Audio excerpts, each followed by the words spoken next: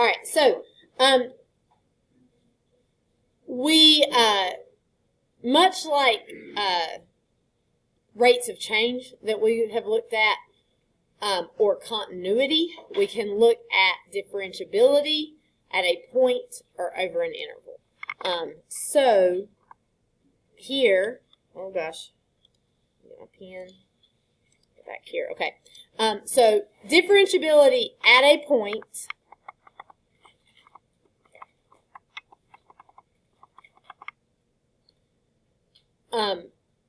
is given by the definition that a function is differentiable at x when its derivative exists at x. So you have a derivative that exists. Differentiability over an interval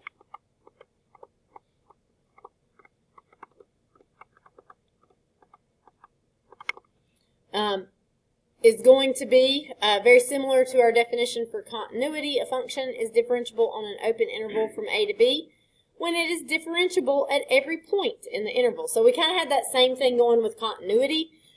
We had these rules for how we could check if something was continuous at a point, and then we said that something was continuous over the entire interval if it was continuous at every point on that interval, right?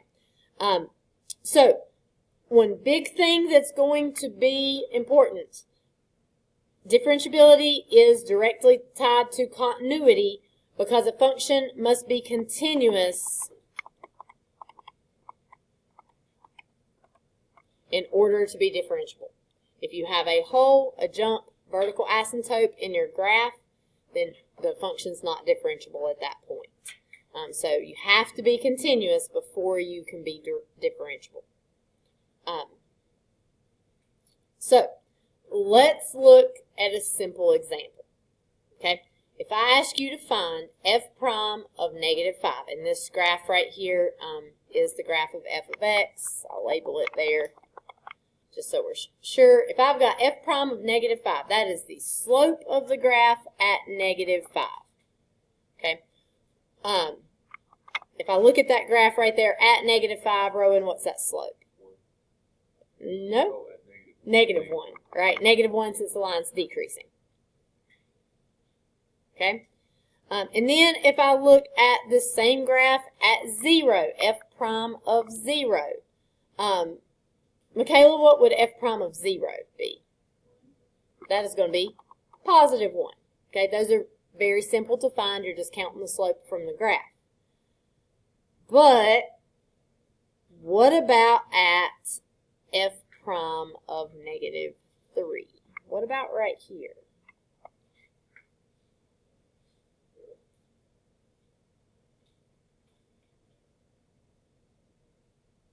It is not going to be 0. Okay. What do we say for this one? Is it undefined or does not exist?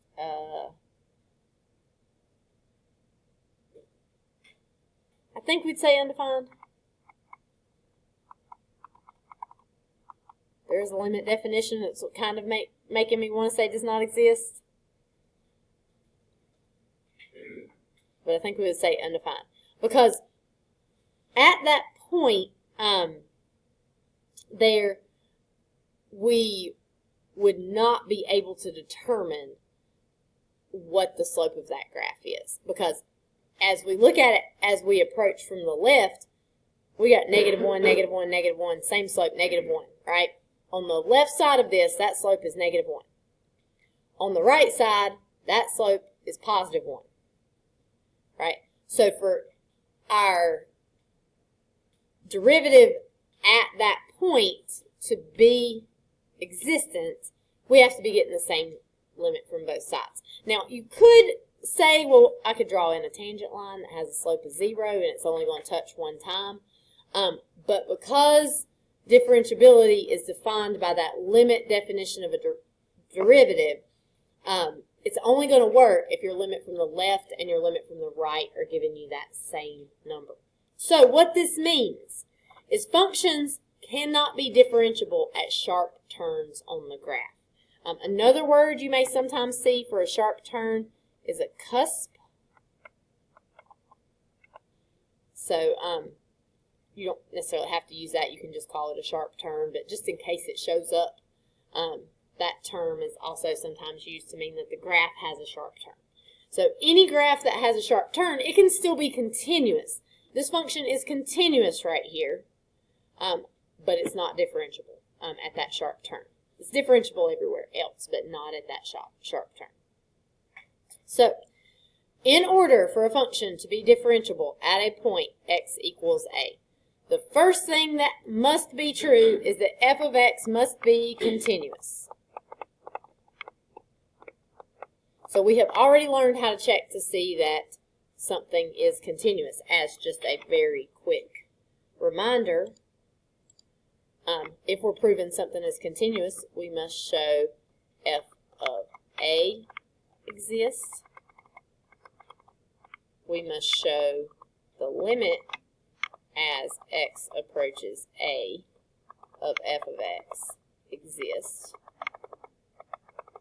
And then we must show that f of a equals the limit as x approaches a of f of a. Or f of x, sorry, that should be an x right there.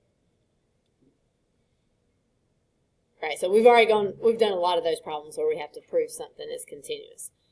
So if they haven't already told us that the function is continuous, if they're asking us about differentiability, then we have to show that the function is continuous first. Then we also have to have the derivative from the left must equal the derivative from the right. So in general, the limit definition of a derivative at a point is what you want to use for this because it will be easier to use. And so the limit as x approaches a from the left of f of x minus f of a over x minus a must equal the limit as x approaches a from the right of f of x minus f of a over x minus a. Okay? So you will have to first show the function's continuous, and then you have to show that the derivative is equal from both sides. A note right here, this is important, a function is not differentiable at points of discontinuity, at sharp turns in the graph, or at vertical tangents. Vertical tangents are hard to picture. For that one graph that I believe has a vertical tangent here is f of x equals x to the 1/3. Pretty sure that one has a vertical tangent, which is not. I don't love this because, like, I just told you that a tangent line can't cross, but this is what I'd be talking about here. Vertical tangents do cross. They're the ones that do cross, but that one would have vertical tangent. I think they're very hard to find from a graph, which is why we kind of need to know how to do them algebraically as well. Sharp turns are easy to see from a graph. They'll give you graphs that have sharp turns a lot of times. They're easy to see from a graph, and they usually make them pronounced enough that you can tell. And discontinuities are easy to see from a graph. Vertical tangents, not so much. They're kind of difficult to see.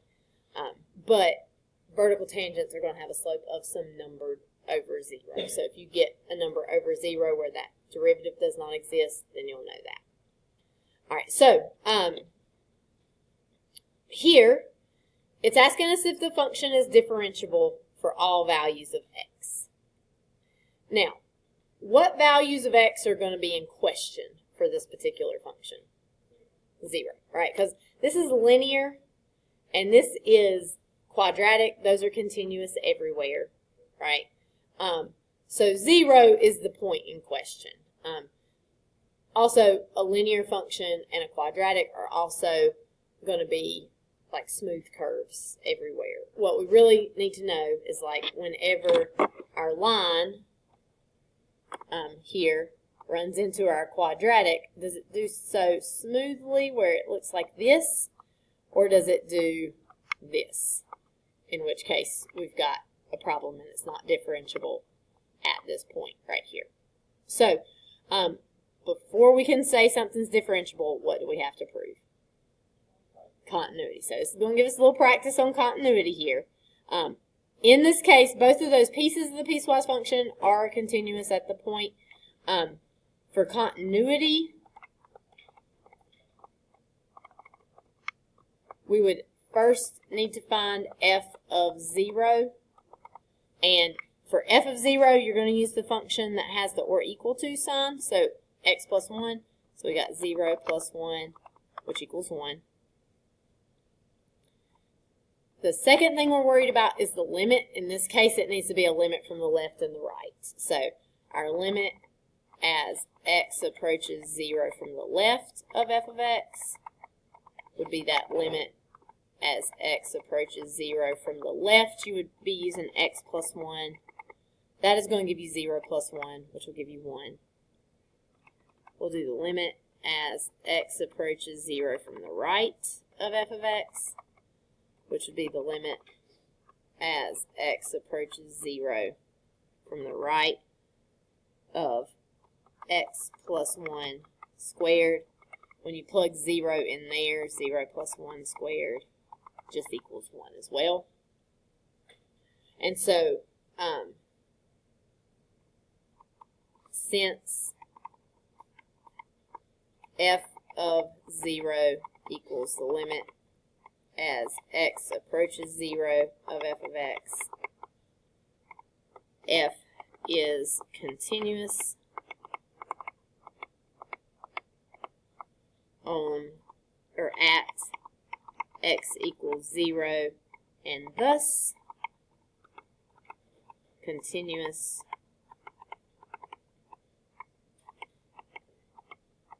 for all real numbers.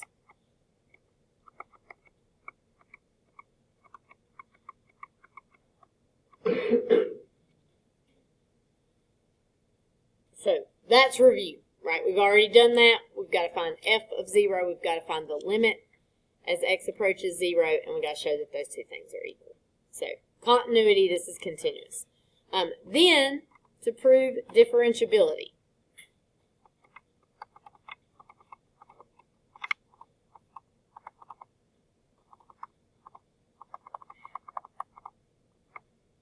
For differentiability, I need the derivative from the left and the derivative from the right. Right? So from the left, we will be doing the limit as x approaches 0 from the left, and from the left, we should use the top function.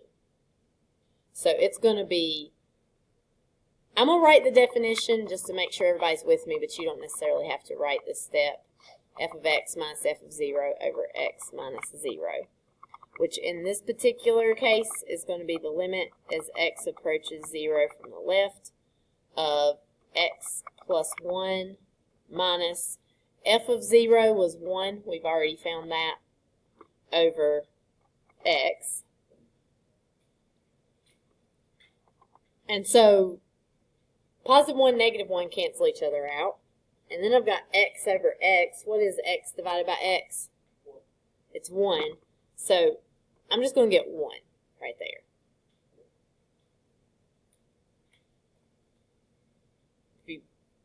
If you plug in 0 like I've got it right here, you're getting 0 over 0. But that reduces to, I guess I should write that. Like, this is really just the limit as x approaches 0 of 1. And that is going to equal 1. So that's our left side right there. We also need to do the right side. So on the right side, the limit as x approaches 0 from the right. Again, same formula, f of x minus f of 0 over x minus 0. But this time, we're using the bottom function because we're approaching from the right. So we will do the limit as x approaches 0 from the right of x plus 1 squared minus f of 0, which is 1, all over x. So for this one, we'll need to square double square.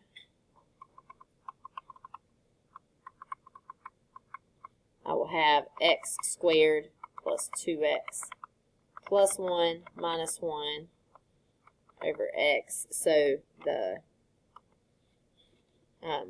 positive 1 and negative 1 cancel each other out. What can I do from there? Factor out an x out of that top. So the limit as x approaches 0, I should be putting that right there. From the right of x times x plus 2 over x. Now my x's can cancel, and I will plug in my 0. I will get 0 plus 2, which is 2. So what is my conclusion? My derivative from the left was 1. My derivative from the right is 2. Is my function differentiable? It is not. So, therefore, f is not differentiable at x equals 0.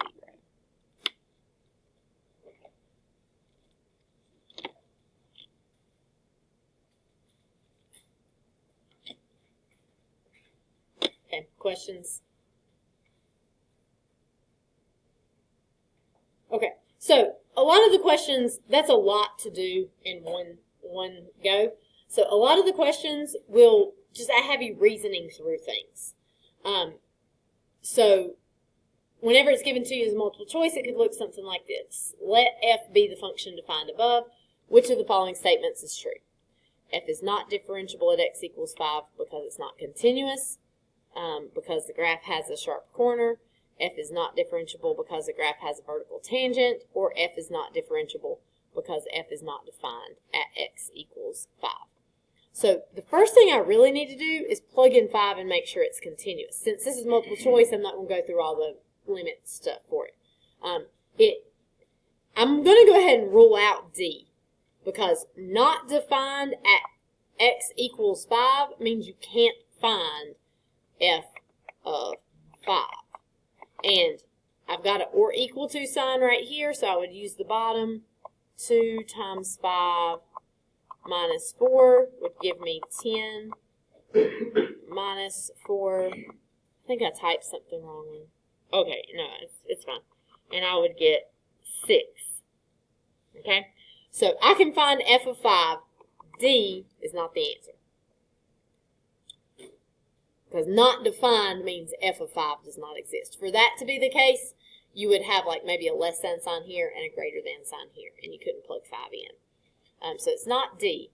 But when I plugged in 5, I got 6 on this bottom one. What would I get for the top one? 2. So is f even continuous? It is not, right? We're not even thinking about a derivative yet. We're just thinking about the function itself. And f is not continuous, so A is our answer. We don't have to even consider those derivatives because it's not continuous. So the function's not continuous. We just go with that. Okay?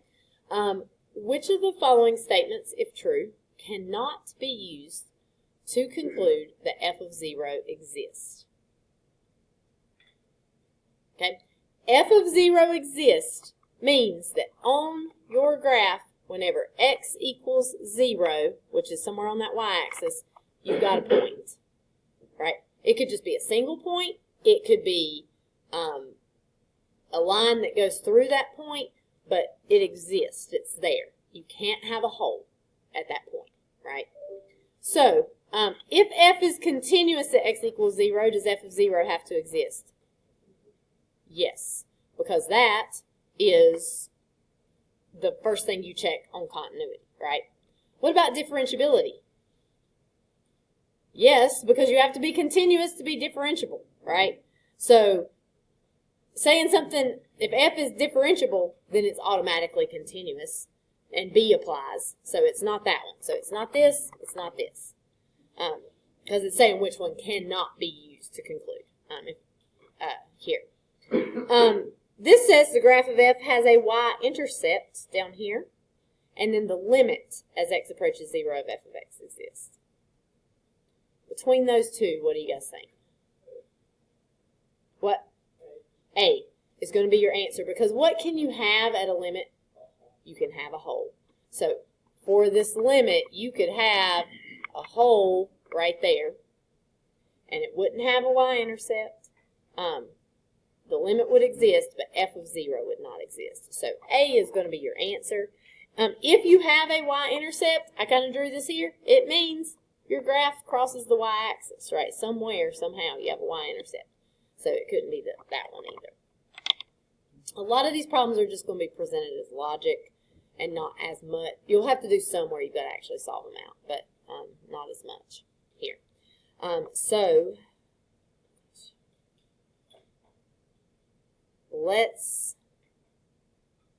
this question is, part D is where differentiability comes into play. It is what it would look like if you have a full free response question. It's telling us here that G is a differentiable function. So G is what is used between 6 and 12. And then it gives us the equation from 0 to 6. And this is just a cubic, even though they put it over 12 right here, it's just a cubic. And it's going to be continuous on that section, right, and differentiable. So, again, the point in question right here is at 6. I'm going to skip down to D. Oh, gosh, am I though, really? Again, I pulled this from somewhere. Because f prime of 2, actually, this is not much of a dissection problem. Did I mean for that to be the case? Well, let me see if I can change this, or I gotta see what the answer to C is. 48 times 6 plus 6 squared minus 6 to the third divided by 12. Oh no, I did that wrong. 48, 6 minus